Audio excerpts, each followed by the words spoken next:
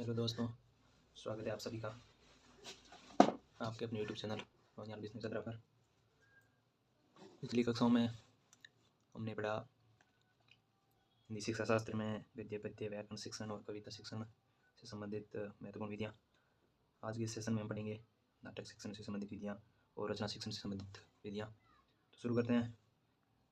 नाटक शब्द संस्कृत की नृत्य धातु से बना है, जिसका अर्थ है अभिनय करना, नाचना, अनुकरण करना। काव्य के दो भेद है, श्रव्य काव्य या दृश्य काव्य। इसमें नाटक को दृश्य काव्य की श्रेणी में रखा गया है। अब देखो, नाटक है जो दृश्य काव्य की श्रेणी में होता है और नाटक एक रागात्मक रचना है जो रूपक काव्य का ही एक भेद है। भारतीय दृष्टि से नाटक के तीन तत्व माने गए हैं: वस्तु यानी नाटक की कथा वस्तु, नेता यानी नाटक का चरित्र, रस यानी काव्य और नाटक की आत्मा। नाटक शिक्षण का महत्व क्या है?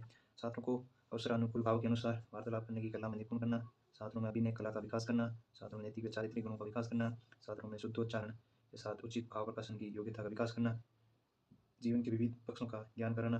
भरत मुनि द्वारा नाटक शिक्षण के उद्देश्य या महत्व: हितोपदेश जनन, विनोद जनन व विश्रांति जनन बताए गए भरत मुनि द्वारा। इसके बाद नाटक शिक्षण की महत्वपूर्ण विधियाँ। आदर्श नाट्य या अभिनय विधि।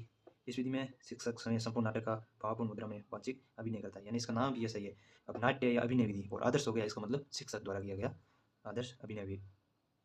शिक्षक उचित भाव भंगिमा अभिनय के साथ नाटक के पात्रों के स्वाद प्रस्तुत करता है। विद्यार्थी के अवसरोता के रूप में होते हैं। इस विधि में नाटक के तत्वों की व्याख्या करने का अवसर नहीं मिल पाता है।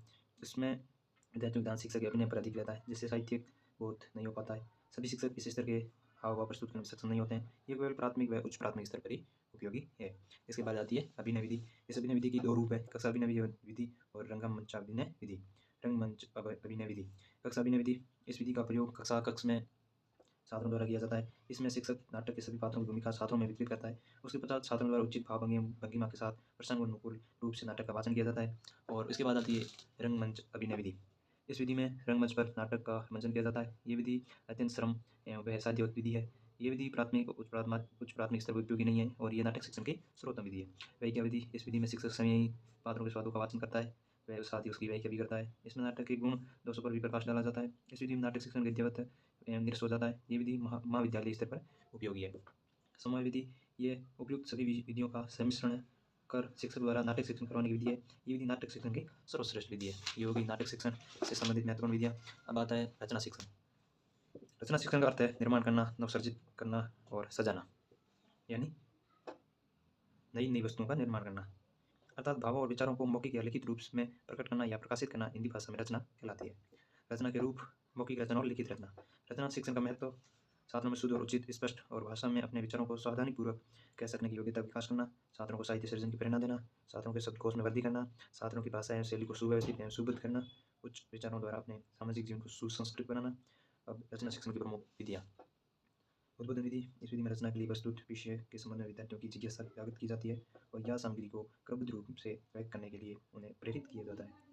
इसमें छात्रों को विषय पर चिंतन करने तथा स्वयं लिखने को प्रोत्साहित किया जाता है। ये माध्यमिक स्तर के लिए उपयोगी विधि है। प्रवचन विधि। ये विधि उद्बोधन विधि की विविध विधि है। इस विधि के अंतर्गत रचना की विषय सामग्री के विषय में शिक्षक स्वयं वर्णन करता है और छात्रों को लिखने के लिए कहता है। इस विधि में छात्र अध्यापक द्वारा दिए गए प्रवचन को अपनी भाषा शैली में स्मरण के आधार पर लिखते हैं। इस विधि में छात्र आत्मप्रयत्न से वंचित रह जाते हैं और ये एक प्रकार की पुनर्रचना है। अब आती है रूपरेखा विधि। इसके अंतर्गत एक सुनिश्चित रूपरेखा तो संकेत सूत्र देकर छात्रों को रचना कार्य करने के लिए कहा जाता है। जो विषय छात्र की ज्ञान रेखा से बाहर है, उन पर रचना कार्य करने के लिए ये विधि उपयोगी है। इस विधि को सूत्र विधि या प्रबोधन विधि भी कहते हैं। प्रश्नोत्तर विधि, चित्र वर्णन विधि, ये सब रचना शिक्षण को विकसित करने की विधियाँ हैं। अब आती है स्वाध्याय या मंत्रणा विधि। इस विधि में रचना की विषय सामग्री पुस्तकों एवं पत्रिकाओं से ढूंढने और चयन करने के लिए छात्रों को प्रोत्साहित किया जाता है। इस विधि में अध्यापक केवल निर्देशन की भूमिका में कार्य करते हैं, अतः इसे निर्देशन विधि भी कहा जाता है। अनुकरण विधि। भाषाई शिक्षण अध्यापक की शैली, लेखन, उच्चारण, रचना को एक आदर्श शैली माना जाता है, जिसका अनुकरण करके विद्यार्थी सीखते हैं। इस अनुकरण विधि के तीन रूप हैं: लेखन अनुकरण, उच्चारण अनुकरण और रचना अनुकरण। यह भी रचना शिक्षण की विधियाँ। अब आती है द्वितीय भाषा शिक्षण से संबंधित विधियाँ, यानी द्वितीय भाषा शिक्षण को हम किस तरीके से आगे बढ़ा सकते हैं। और द्वितीय भाषा शिक्षण का मतलब है कि हम जिस विषय वस्तु को पढ़ते हैं या जिस सब्जेक्ट को पढ़ते हैं, उसके अलावा अन्य प्रकार की भाषाओं में अपनी पकड़ किस तरीके से बना सकते हैं, उसके लिए हमें किस तरीके से गुजरना पड़ता है, तो वो होती है द्वितीय भाषा शिक्षण को विकसित करने का माध्यम, जिसके लिए कुछ महत्वपूर्ण विधियाँ हैं। इसमें किसी क्षेत्र विशेष के व्यक्तियों के लिए उनकी मातृभाषा को छोड़कर अन्य सब भाषाओं को मातृतर भाषा या द्वितीय भाषा कहा जाता है। ये भाषा छात्रों को विद्यालय में सिखाई जाती है। इस भाषा को विशेष प्रयत्न के साथ सिखाया जाता है। द्वितीय भाषा शिक्षण का मुख्य उद्देश्य भाषा के चार प्रमुख कौशलों में दक्षता अर्जित करना है। यानी 4 प्रमुख कौशल होते हैं। जैसे हिंदी भाषा शिक्षण के बाद 4 प्रमुख कौशल है कि LSRW, इनको विकसित करना। हिंदी भाषा शिक्षण की विधियाँ, द्वितीय भाषा शिक्षण की विधियाँ, व्याकरण अनुवाद विधि। इसके प्रवर्तक है रामकृष्ण गोपाल भंडारकर। इसे भंडारकर विधि, परंपरागत विधि, शास्त्रीय विधि, परोक्ष या अप्रत्यक्ष विधि, ये इंपॉर्टेंट विधि है। इनके नाम भी पूछे जाते हैं कि परंपरागत विधि कौन सी है, अप्रत्यक्ष विधि कौन सी है।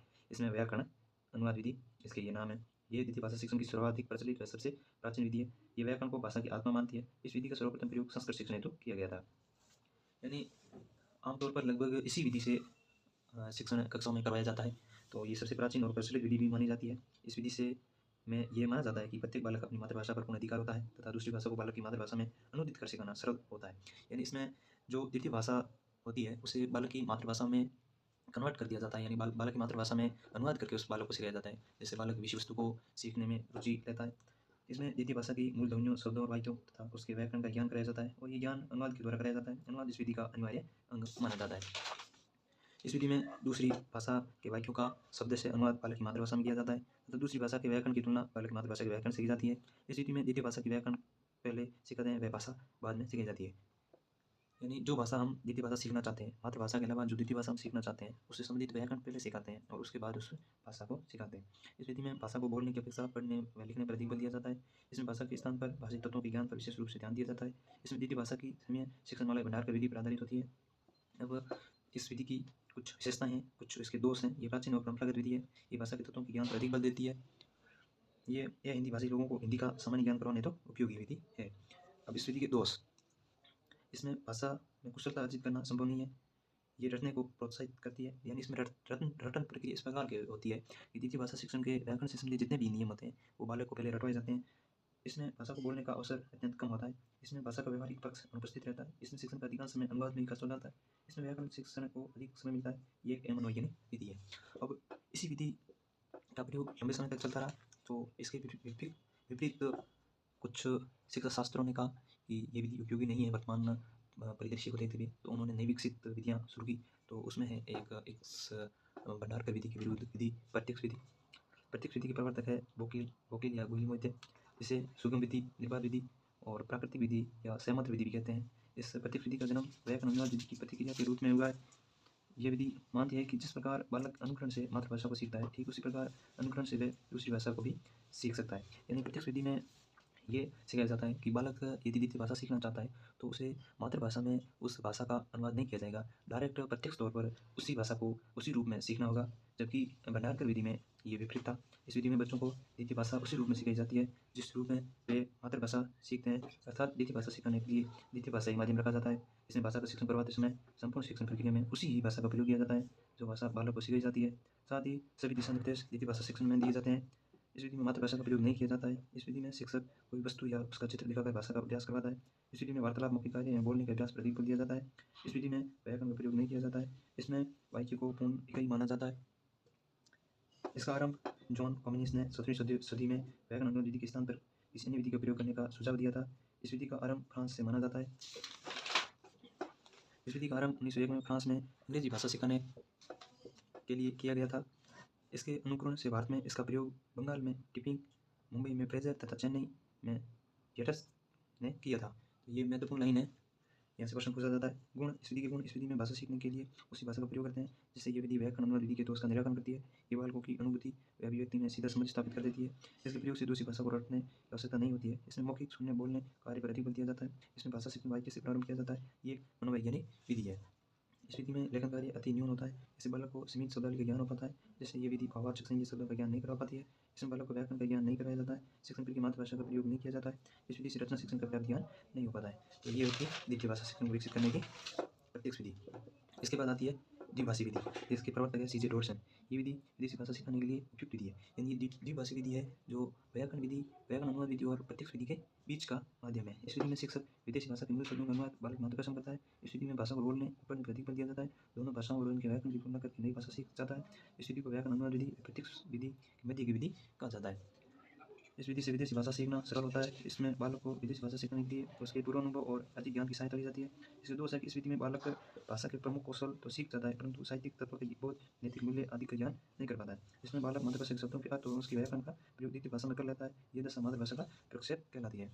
तो ये हमने पढ़ा रचना शिक्षण और कहानी शिक्षण और द्वितीय भाषा शिक्षण को विकसित करने की प्रमुख विधियाँ। इससे आगे हम अगली कक्षा में द्वितीय भाषा की शिक्षण की कुछ विधियाँ पढ़ेंगे और उसके बाद आधुनिक भाषा शिक्षण की कुछ महत्वपूर्ण विधियाँ पढ़ेंगे। तब तक के लिए धन्यवाद।